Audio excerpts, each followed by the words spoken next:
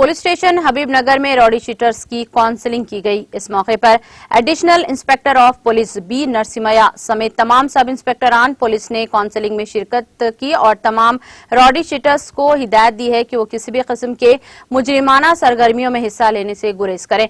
Inspector police M Narendra ने बात करते हुए तमाम तफसीलात बताई। कैसा जनाब, वो तो प्रैक्टिस करना पड़ेगा।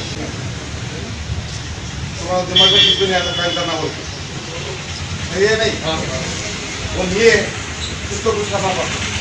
ए लतीफ, एक बार मैं बोलूं तुम्हारा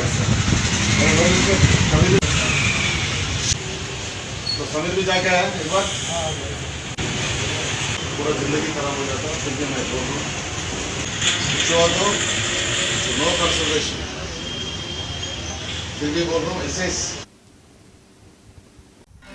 नाज़रीन, हमारे टीटीवी न्यूज़ को सब्सक्राइब करिए, बेल आइकॉन को प्रेस करिए, शेयर करिए और लाइक करना ना भूलें। और किसी एडवर्टाइजमेंट से मुताल्लिक़ जानकारी के लिए हमारे इस नंबर पर कांटेक्ट कीजिए।